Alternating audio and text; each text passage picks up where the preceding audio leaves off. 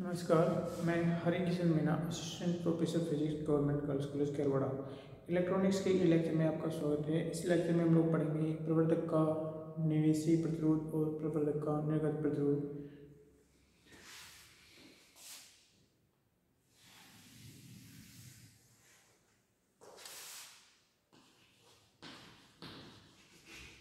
प्रवर्धक का निवेशी प्रतिरोध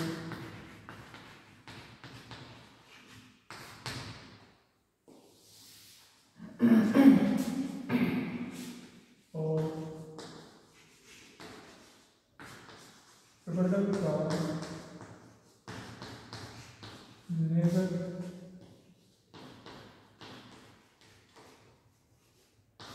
प्रतिरोध। ओके, हम जानते हैं कि जो प्रवर्धक है हमारे, ये हमारा बॉक्स है, ये किसको रिप्रेजेंट कर रहे हैं? प्रवर्धक को। किसको रिप्रेजेंट कर रहे हैं? प्रवर्धक को। ओके,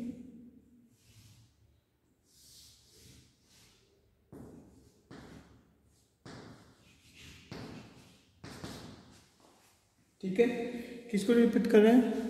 प्रवर्धक को निरूपित कर रहे हैं। निवेशी प्रतिरोध ज्ञात करने के लिए क्या करते हैं हम लोग? इस प्रवर्धक के ये जो इनपुट टर्मिनल है, ओके, इस इनपुट टर्मिनल पे हम यहाँ पे वोल्टता संकेत Vx लगाते हैं और इस वोल्टता स्रोत का आंतरिक प्रतिरोध कितना है? Rs है। ठीक है, इस वोल्टता स्रोत का आंतरिक प्रतिरोध कितना? Rs है। इसका आंतरिक प्रतिरोध दिस इज Rs, ये Rs है। ओके, ये Rs है। यहाँ पे हम लोग क्या करते हैं, ये मानते हैं कि इस प्रवर्धक का जो निवेशी प्रतिरोध है वो है हमारा Ri है और इसकी जो वोल्टता है वो है हमारी Vi। ओके, इसके बीच में, ओके, Ri इसकी निवेशी प्रतिरोध है और Vi इसका निवेशी वोल्ट है। कुछ इस प्रकार से हम लोग मानते हैं कि किसी की प्रवर्धक है, ठीक है, इसके जो आउटपुट है उसके बीच में, इस पे आउटपुट में हम लोग एक लोड प्रतिबाधा लगाते हैं, वो हमारे RL है और RL लगाने से यहाँ पे हमारा जो आउटपुट प्राप्त होता है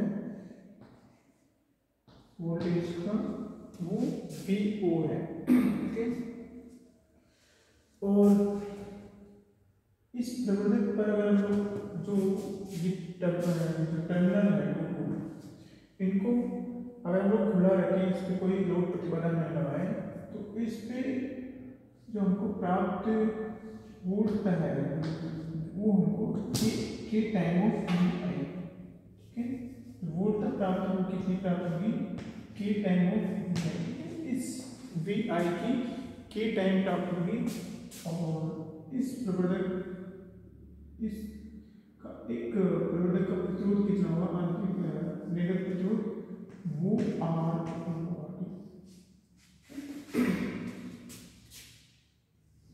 ये RO हमारा प्रवर्धक का क्या है? आंतरिक निर्गत प्रतिरोध है, जिसको हम लोग क्या कहते हैं? प्रवर्धक का आंतरिक प्रतिरोध। KVI क्या है? इसको हम लोग खुला रखें, इसकी सिर पे जो हमारे वोल्टता है वो हमारी KVI है और हम लोग RL लगा दें, तो RL लगाने के पश्चात यहाँ पे जो वोल्टता है वो हमारी VO।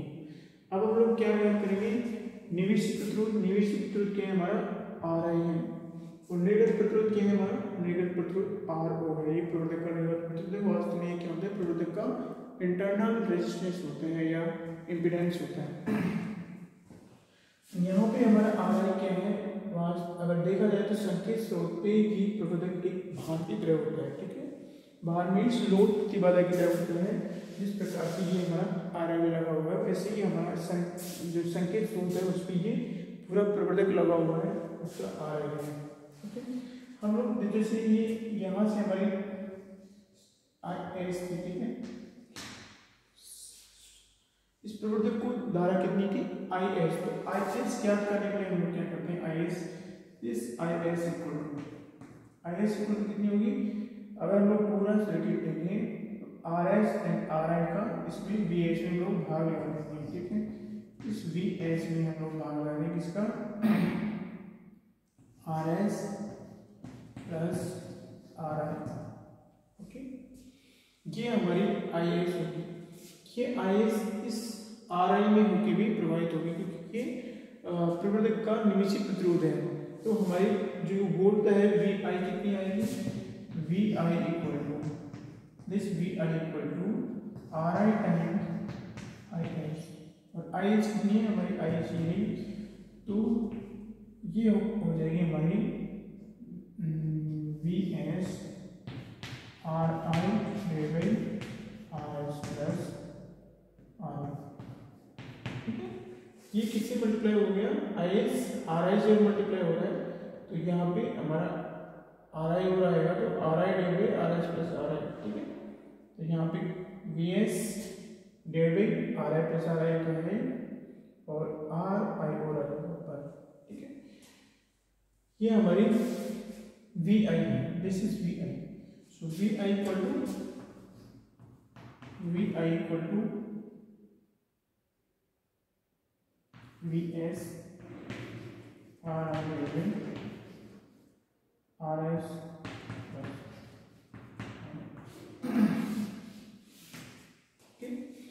यहाँ से हम लोग इसको थोड़ा और VI equal to VS divided by 1 plus RS divided RI, manipulate कर दो थोड़ा, मैनिपुलेट नहीं किया हमने, इसको थोड़ा और सॉल्व कर दे रहे, ये इस प्रकार से।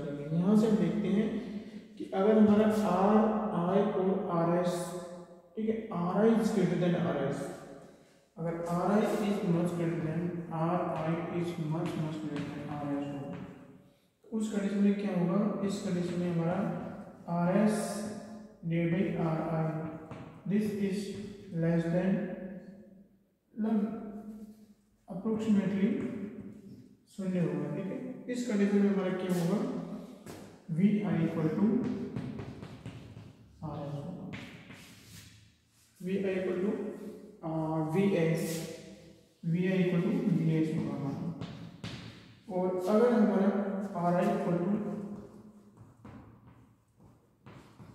RS है, तो देखो RI इक्वल टू RS होगा, तो ये क्या होगा, जस्ट 1 हो जाएगा, और ये VI क्या होगा, VS अपॉन 2 हो जाएगा, तो इस कंडीशन में क्या होगा, हमारा VI is less than VS, ठीक है, तो ये जो हमारा RI है, अगर हमारा प्रवर्धक का आंतरिक प्रतिरोध है, वो हमारा स्रोत संकेत की आंतरिक प्रतिरोध की, सॉरी, प्रवर्धक का जो निवेशी प्रतिरोध है RI क्या है, RI प्रवर्धक का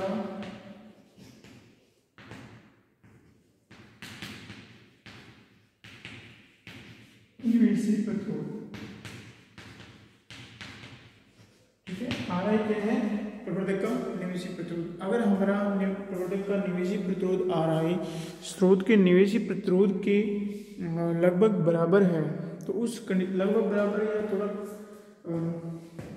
कम है, ठीक है, इसके बराबर या कम है, तो उस स्थिति में क्या होगा, इस रेशो का मान 1 से अधिक आएगा, और 1 में जोड़ने के पश्चात जब इसका भाग देंगे हम लोग VS में, तो VI का मान ऑफ कोर्स VS से कम आएगा, ठीक है, तो हम कह सकते हैं कि जैसे जैसे हमारे RI का मान इस VS के मान से कम होता है, हमारा प्रवर्धक का जो निवेशी वोल्टता है वो क्या होती है, स्रोत संकेत की वोल्टता से डाउन होती है, कम हो जाती है, ठीक है, और अब जैसे जैसे हमारा RI का मान RS से अधिक होता है, तो उस कंडीशन में क्या होगा, हमारा VI का मान बढ़ता जाता है, और एक स्थिति ऐसी आती है जब ये हमारा बहुत अधिक होता है RS से, उस कंडीशन में ये RS डिवाइडेड RI का मान 0 हो जाएगा, इसका मान कितना हो जाएगा, 0 हो जाएगा, और ये VI किसके बराबर होगा, वी एस के बराबर होगा। तो ये हमारी दो बाउंड्री, जैसे बाउंड्री कंडीशन आ गई कि हमारी वी आई का मान वी एस के बराबर हो सकता है।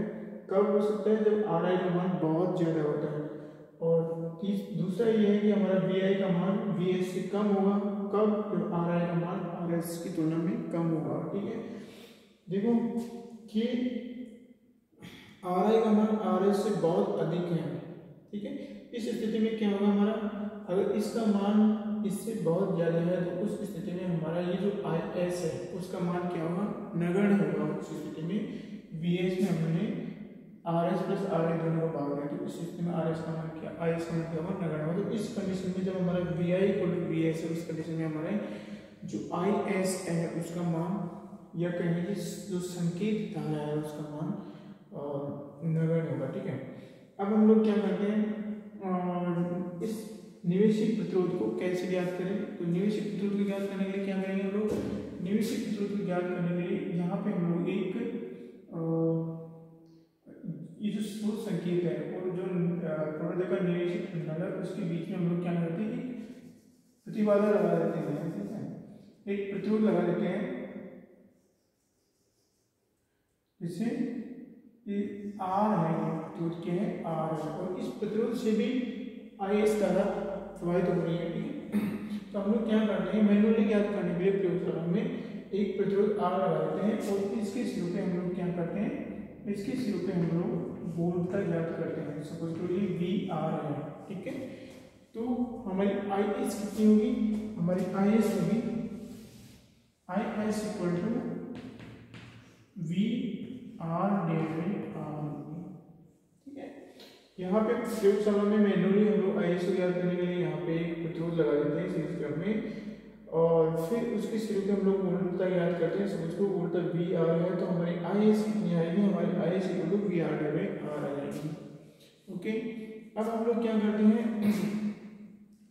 अब हम लोग क्या करते हैं, हम लोग आर आई ज्ञात करते हैं। ओके, तो आर आई कितनी आएगी हमारी? क्योंकि हम लोग निवेशी वोल्टता यहाँ पे हम लोग मैनुअली ज्ञात कर सकते हैं कि कितनी वोल्टता है निवेशी खुले सिरों में, और देखिए खुले सिरों पे वोल्टता वी आई, तो हमारी वी आई ज्ञात कर लेते हैं हम लोग मैनुअली, और ये हमारी इक्वल होती है आर आई और आई एस के बराबर। ठीक है, यहाँ से हम लोग क्या करते हैं, यहाँ से हम लोग आर आई ज्ञात करते हैं, तो हमारी आर आई कितनी रहेगी? V I divided I S.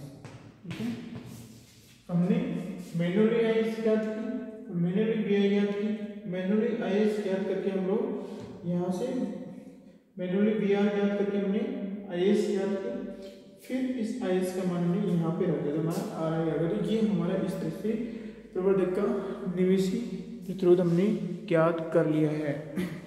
अब हम लोग क्या करते हैं, प्रवर्धक का निर्गत प्रतिरोध ज्ञात करते हैं। ठीक है, तो सबसे पहले हम लोग क्या करते हैं, इस टर्मिनल के जो नेगेटिव टर्मिनल है उसको खुला रखते हैं, और उसके सिरों पे हम लोग प्रवर्धक की जो नेगेटिव टर्मिनल है उसमें हम लोग क्या करते हैं, वोल्टता ज्ञात करते हैं। तो ये हमारी वोल्टता आई के वी आई, और जो हमारे के क्या है, ये प्रवर्धक का कोई नियतांक है। ठीक है, प्रवर्धक का नियतांक है, कि क्या है, प्रवर्धक का नियतांक, और ये वी आई क्यों है? क्योंकि हम लोग निवेशी वोल्टता और नेगेटिव वोल्टता के बीच में हम लोग कुछ संबंध स्थापित करना चाहते हैं, तो उस संबंध के लिए हमको एक कोई कांस्टेंट हमारा के आ गया। ठीक है, हम लोग नेगेटिव वोल्टता को भी निवेशी वोल्टता के रूप में ही लिखना चाहते हैं, इसलिए हमने यहाँ पे वी आई लिखा। अब हम लोग क्या करते हैं, और ये हमारा इसका आंतरिक प्रतिरोध है। इस जो नेगेटिव टर्मिनल है उसमें हम लोग आर आई लगा देते हैं, लोड प्रतिबाधा, और उस लोड प्रतिबाधा के जो सिरों पे हमारी वोल्टता है वो वी ओ है। अब हम लोग क्या करते हैं, इस आर ओ को ज्ञात करते हैं। देखो कैसे ज्ञात करेंगे आर ओ को, ये जो हमारी वी ओ आई है, वी ओ कितना आएगा? वी सपोज तो यहाँ पे हमारा जो करंट प्रोवाइड हो रहा है वो करंट आ रहा है, जिससे आई ओ आ गया। ठीक है, दिस इज आई ओ। ठीक है, okay, so I O equal to this, I O equal to K V I divided by R O plus R I. I O equal to K V O, ये आ गया हमारा। अब ये RL के सिरे पे कितना प्रतिबाधा आएगा, वोल्ट आएगी, VO आएगी हमारी कितनी, IO RL, ठीक है। IO कितनी है, IO ये है, तो हमारी VO कितनी आएगी, VO आएगी KVO divided by RO plus RL multiply by RL। ये हमारी प्रोडक्ट के जो निर्गत टर्मिनल है उन पे वोल्टता आएगी जब वहाँ पे लोड प्रतिबाधा लगेगी। यहाँ से हम लोग VO इक्वल टू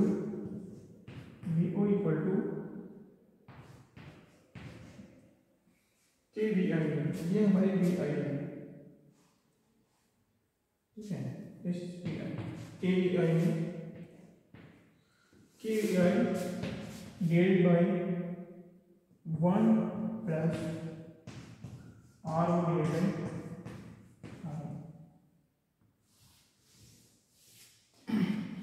VO कितनी आएगी हमारी, KVI 1 plus RO divided by RM।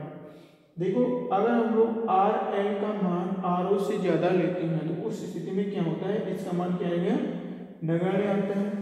अगर हमारा RL is greater than RO, इस कंडीशन में हमारा जो VO आता है वो आता है लगभग KVI के बराबर आ जाता है, ठीक है। और अगर हमारा RL का मान RL is less than RO है तो उस स्थिति में हमारे क्या होगा, VO का मान भी, ठीक है, कम होगा। तो हमारा जैसे जैसे RL का मान बढ़ता रहता है, जैसे जैसे RL का मान बढ़ेगा वैसे वैसे क्या होगा, हमारा इस VO का मान भी बढ़ता रहता है। देखो RL का मान जैसे जैसे बढ़ा, हमारा VO का मान, RL is greater than RO तो VO KVI के बराबर होता है, और RL is less than RO तो VO का मान कम होता रहता है। तो जो हमारे जो निर्गत टर्मिनल है उस पे लोड प्रतिबाधा लगाने के पश्चात वोल्टेज आती है, उसका मान किस पे डिपेंड करते हैं, RL पे। तो RL का मान जैसे जैसे बढ़ता है इसका मान बढ़ जाता है, मैक्सिमम मान कितना होता है, KVI के बराबर होता है। अब यहाँ से हम लोग क्या करते हैं, देखो RO का मान, इस समीकरण से हम लोग RO का मान इस समीकरण से हम लोग RO का मान ज्ञात कर सकते हैं। इस समीकरण से हम लोग RO का मान ज्ञात कर सकते हैं, क्योंकि पहले हम लोग इस टर्मिनल के सिरों पे हम लोग लोड प्रतिबाधा में लगाते हैं, ठीक है। और हम क्या ज्ञात करते हैं, इसके सिरों पे ओपन टर्मिनल पे हम लोग वोल्टेज निकालते हैं, तो वो कितनी आएगी हमारी, KVI आएगी, ठीक है। KVI हमने ज्ञात कर ली। इसके सिरों पे हमने एक ज्ञात लोड प्रतिबाधा लगाई, वो कितनी है हमारी, RL है। इस RL के सिरों पे हम लोग किसको मापते हैं, वोल्टेज को मापते हैं, तो वो कितनी आएगी हमारी, VO आ गई, ठीक है। तो देखो हमने क्या क्या मापा है, हमने VO मेजरमेंट कर लिया है इस समीकरण से, इस समीकरण से हमने RL का मेजरमेंट कर लिया है, इस समीकरण से हमने KVI का मेजरमेंट कर लिया है। तो हमको क्या ज्ञात करना है, RO, एक मान ज्ञात करना है RO। तो इस समीकरण की सहायता से हम लोग RO में निर्गत प्रतिरोध है, RO क्या है, RO है प्रवर्धक का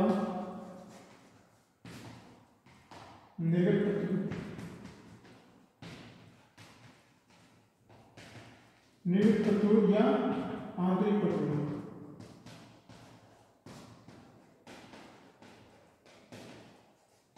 तो जो RO है वास्तव में क्या है, प्रवर्धक का आंतरिक प्रतिरोध है, आंतरिक प्रतिरोध है, उसको हम लोग ज्ञात कर सकते हैं, क्योंकि इस समीकरण में हमको VO पता है, हमको KVI पता है, RL पता है, तो हम लोग RO का मान आसानी से ज्ञात कर सकते हैं, ठीक है। तो ये हमारे प्रवर्धक का निवेशी और निर्गत प्रतिरोध के